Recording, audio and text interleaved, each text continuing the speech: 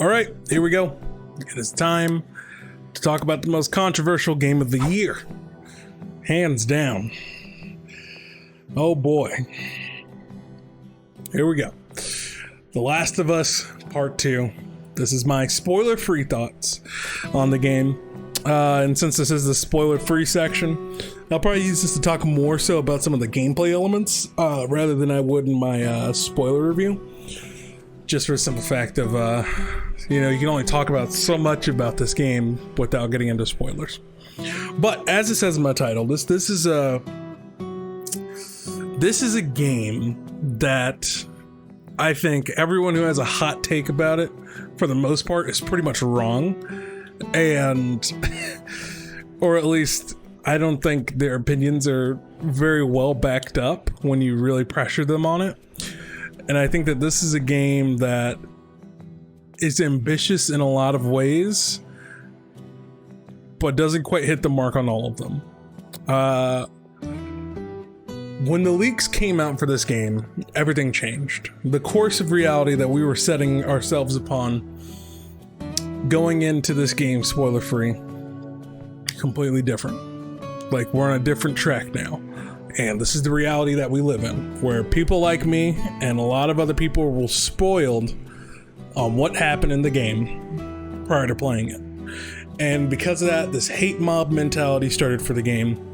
And now, since the reviews have come out, there's been this peacekeeping group that is just trying to validate anything positive about the game and then label anybody who doesn't like the game misogynist or homophobe or a transphobe and all this sort of stuff. And I just gotta say, as someone who's played the game through and through, both sides are wrong. There are people who are saying this is one of the worst games ever made. There are people who are saying that this is a 10 out of 10 masterpiece. This is one of the greatest games ever made. They're both wrong. They're both wrong. I think that this is a game where everything about the production is an all-star production, from the acting to the voice acting to the motion capture to the level design to the game design to the sound design, the accessibility options, everything about this game is phenomenal. And there's so much hard work that puts in painstaking amounts of detail into every single part of this game. But the story does not live up to the bar that has been set by every other part of the production, right? And the story and its resolution is the critical part that truly divides those who enjoy the game and who don't enjoy the game, and is causing this schism that is encouraging people to take up these very extreme sides and extreme opinions on a game that is designed by choice to be controversial and designed by choice to be divisive. It's made so that you're not going to agree with every decision. But before we talk into more specifics about the game, I do want to say that there is one thing that I vehemently disagree with when it came to this game, and that's the false marketing. If you're watching this video, you still don't truly know what happens in the game and all that stuff. I'm not going to spoil anything, but I just want to say, if you've watched any of the trailers, they're wrong. And that's one thing I don't appreciate about this game, is that in its marketing, it did things that are similar to what a lot of Marvel movies do and all that sort of stuff, where they change up, put fake imagery inside of it, fake scenes inside of their marketing content. They'll change which characters are in a scene to not do spoilers and all that sort of stuff. And it's like, nobody asked you to lie to us when you could have just excluded the things that you thought could have been spoilers or could have led people to speculate things you didn't want them to speculate. But instead, the marketing campaign for this game does not do it service of what this game is actually about and how it plays out and how the gameplay actually unfolds. And I think that is a severe disservice to those playing the game. Because in the first half of the game, you do play as Ellie, In the second half, you do not. And I think that is a crucial thing that people need to know going into this game. That's not a spoiler. Like, that is just like something that they critically wanted, especially in the initial reviews. Naughty Dog wanted that to not get out because they knew it would alter a lot of people's perspectives on the game, especially that mixed with the spoilers. But I think it's important to know that people know what they are actually purchasing when it comes to the experience, especially when a lot of things were not marketed correctly. But when it comes to actual breaking down of the game, I still think that, in my personal opinion, even though there are two extremes for this game, those who love it, those who hate it, I still think that this is absolutely a phenomenal game. Absolutely a phenomenal game. Naughty Dog continues to take what they've learned from other games and improve on them. Despite some areas where they still need vast improvements, but they really do learn from a lot of their other experiences and keep building upon them, and that really shows, especially in the combat and the exploration. They've really just taken a liking to their open linear style of game design, where you go into this massive area, and even though it is a level-based sort of game, there's a lot of freedom and choice and approach into paths that you take in order to reach and accomplish your objectives, and I think that's absolutely fantastic in that regard. And I really think they are second to none when it comes to doing environmental storytelling. It's just absolutely fantastic. I think this game is up there with Bloodborne when it comes to your environmental storytelling. The amount of detail and lore packed into every single place that you visit is astounding. Like, I don't know how this team was able to make this game, but they did it, and it turned out fantastic. And I think everyone involved with the production aspect and the art design, everything should be absolutely proud. Everyone who's done the animations, I cannot talk glowingly enough about how this game looks, because throughout that whole entire game, it was still jaw-droppingly gorgeous to me the entire way through. All 25 something hours, it was still jaw-droppingly gorgeous. This is one of the best looking games I've ever seen, hands down, like straight up. It's amazing, absolutely amazing. And the first half of the story slaps to me. To me, it really, really slaps. To me, they make some very bold choices in the beginning of the game that, to me, makes sense as a proper continuation of the ending events of the first game. And I know a lot of people have a lot of opinions on it, and they don't like how controversial the opening is, but I think it works. I think it's a powerful lead-in into this story.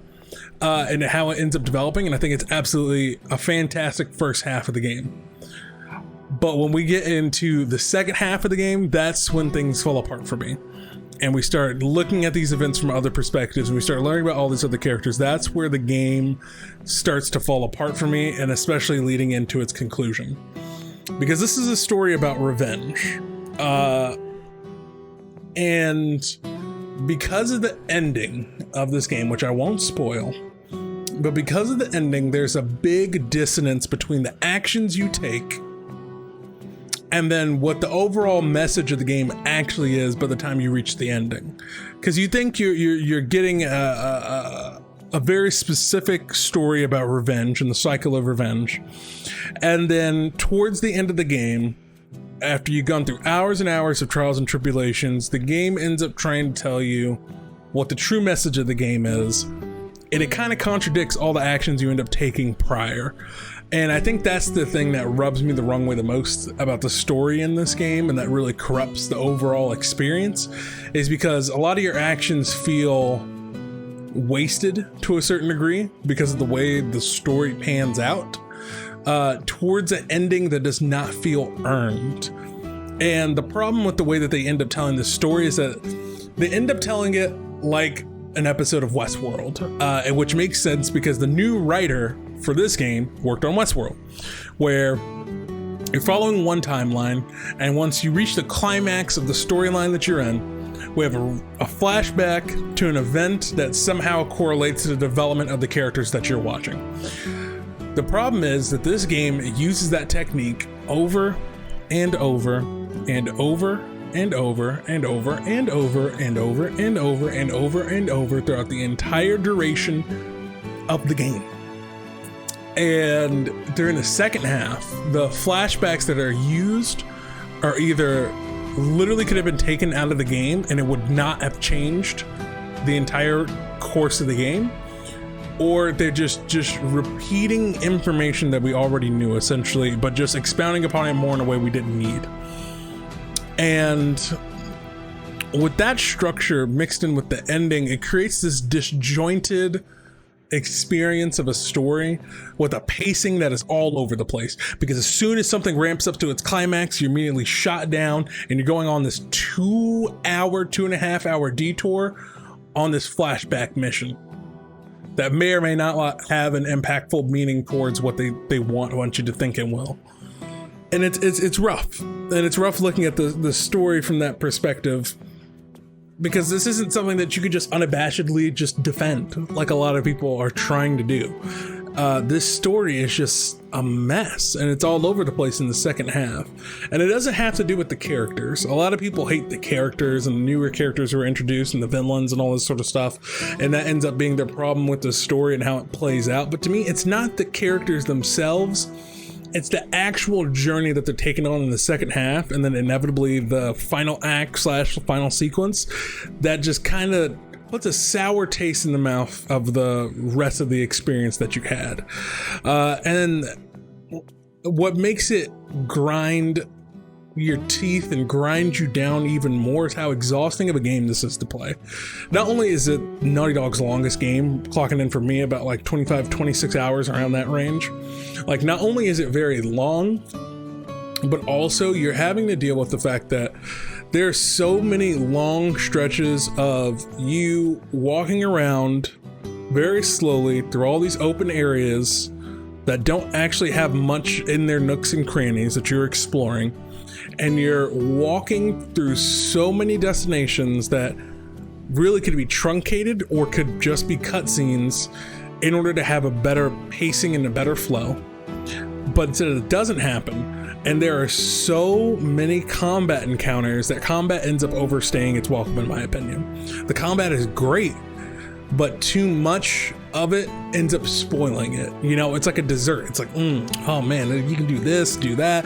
Oh man, it's so brutal. It's so this, it's so that, unique in this regard. But the more you keep on doing it, the more exhausting it is. And the more you just get tired of doing the same actions over and over again, because it boils down to the same gameplay cycle, which all games do. They have a gameplay loop that they want you to get invested in.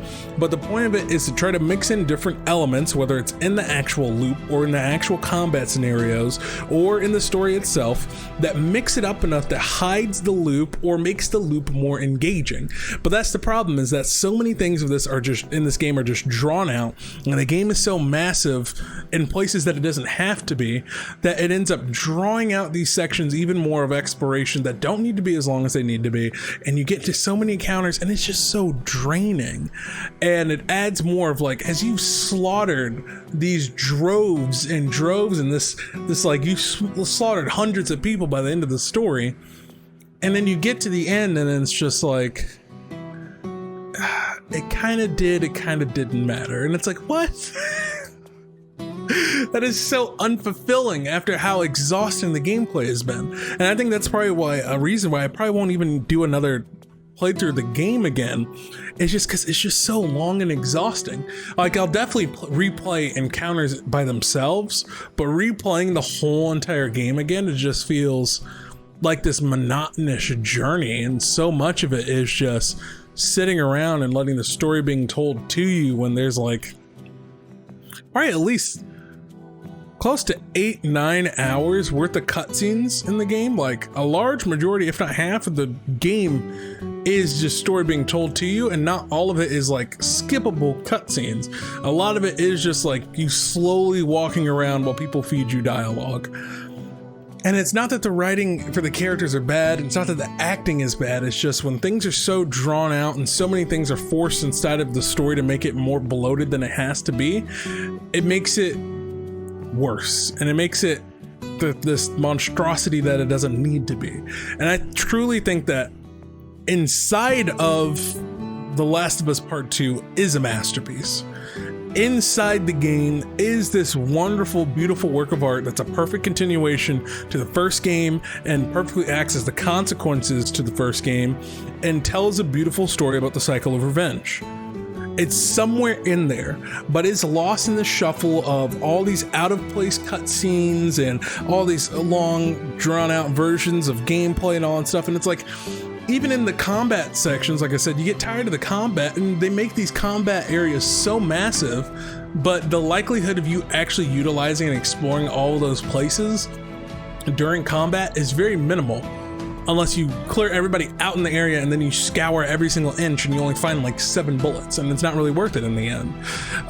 You're better off in a lot of scenarios just like killing like 2 people and then just sprinting for the exit, and that's about it for a lot of cases. And it's just like, so much of it just feels like extra space for the sake of extra space, which is the unfortunate part about it. This is a game that gives me a lot of mixed feelings. It's a game that gives me a lot of mixed emotions. You know, I don't hate it like a whole bunch of other people are saying.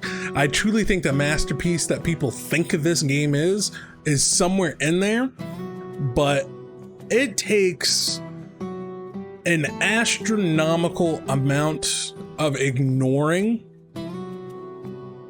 flaws in order to say that this game in its current state is a masterpiece. And I think the thing that frustrates me the most that I've seen in a lot of reactions to this game is that people are giving this sense of arrogance or this high and mightiness over their opinions, whether it's like, oh, you think this game is good? Pleb. And then you have people who are like, oh, you think this game is bad? Well, you don't understand the cycle of violence. Let me adjust my monocle. If you don't like this game, then obviously you lack the IQ to understand it. Or you hate women. And it's like, what? What is happening, man? What is happening? I think that this is going to be an interesting game to see how it ages, you know? And if the people who supposedly love this game will vehemently defend it years later, or are they just trying to defend it now in order to validate their purchase, it seems like, for a lot of people. I don't know. I really don't know. But it's just like, when valid criticism is brought up about this game, it seems very dicey on the sort of responses that you'll end up getting. But at the end of the day, I think there's still a lot to love about this game, and it's not a game that you can judge by not playing it or experiencing it. You know, you can sit there and you can look at a list of spoilers and just like, well, that just sucks. But the A and B of how you get to these scenarios and how it ends up playing out, it's important. It's important because that's a part of the overall experience, and your feelings towards the ending and your feelings towards these characters develops in those little menial moments of gameplay. And so whether it's you're watching the whole entire 25 hours or playing it, I'd say it's a very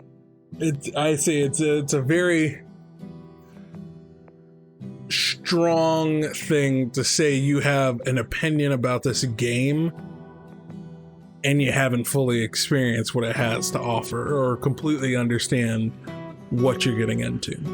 But that's just my 2 cents. If I had to put a rating on this game, I have to give it an 8 out of 10. Just for the simple fact of the production value that went into this game is absolutely incredible. The replay value of how many combat encounters you get is insane. It's actually too much when you're actually going through and trying to play through the story, and it ruins the pacing. But the amount of content that you do get for it is insane. And the amount of accessibility towards the gameplay and the difficulty options is absolutely incredible, and it should be the gold standard for games moving forward for accessibility options. Like whether you are blind or you have hearing issues, all this sort of stuff, there are so many different accessibility options available that I absolutely adore, and I think more games should be doing. It's a technological feat for the PlayStation 4. It is a game that is completely sound gameplay wise. It is a game that is absolutely fantastic when it comes to the graphics and delivery and the exploration of the world. It's just that story even though I disagree with the theme it tries to present at the end, even that discrepancy aside about how I feel about this, the ending and the theme and what it's all about and yada yada yada, and whether I do or disagree with that, the delivery and the pacing of the story is just god awful. It is horrible. If it was not for that gameplay, I'd probably be giving this game like a 6 or a 5 out of 10. I really would. I really, really would. Because it starts off strong, but it is just a disaster for the last half of the game for when it comes to the story. But that gameplay, ooh-wee, it's absolutely fantastic. And that's the thing, all art is subjective. You know, all art is subjective. So one man's trash is another man's treasure. One person could look at a game and look at a movie and all that sort of stuff and get completely different opinions from it. I truly think the best analogy for this game is that this is truly the last Jedi of video games, where it is a sequel to something else. A lot of people care about the characters who are involved. A lot of these legacy characters who are involved. A lot of people are not going to agree with the choices made with a lot of these legacy characters. And a lot of people are going to debate whether or not the journey was actually worth it in the end. And a lot of people are going to debate if that ending had any significance towards what they believe is or is not a wasted journey. All right. So, God, I don't know how people were able to review this game initially with the embargoes of not being able to talk about the second half of this game and all that sort of stuff. I don't know how people did that stuff. But, yeah, that's my 2 cents about the game. Spoiler-free wise. Spoiler-wise, oh boy, we about to get in. We about to get into it in a second. But with that being said, guys, let me know your spoiler-free thoughts on the game in the comment sections down below. If you're going to be talking about the game, keep it spoiler free in these comments, just because I really want this to be a video for people who have not experienced the game yet, or are on the fence, or are all this other stuff. I want people who have not fully developed an opinion, or people who have not fully played the game yet, to come to this video and have a safe space to be able to get my thoughts on it. There will be a spoiler video probably tomorrow, though, for you to be able to get those thoughts out for your spoiler-free thoughts, for your spoiler thoughts. But just please be polite. There are people who want to experience this game or to get different opinions on this game, and let them do that in a spoiler-free way. It's not fair. It's really not fair. I truly do think, and I truly do want to say that the people I feel bad for the most are the people who work their butts off programming and making this game for 5 years, only to have a bunch of selfish people hack into Sony or whatever and leak this story. And a whole bunch of people will claim, man, I'll save my dollars. I'll save my $60. That's nice, but to have your work ripped away from you and not presented to the people who care about it most the way you want it to be presented to them is horrible. And to have your work just defiled and ridiculed like that before people even knew fully the full story, it was rough. And then all the people who wanted to experience everything fresh like me and had things spoiled for them before playing, it's horrible. It's absolutely horrible. And those people are trash for doing that for clout. So yeah, I don't like that happened to those developers, and I feel really bad for them, especially for the fact of all the stuff you hear about the crunch that went on in Naughty Dog to make this game and all that stuff, and how a lot of people were treated. It kind of really razzes my berries, kind of upsets me. But with that being said, like I said, let me know your spoiler-free thoughts about this game in the comment sections down below.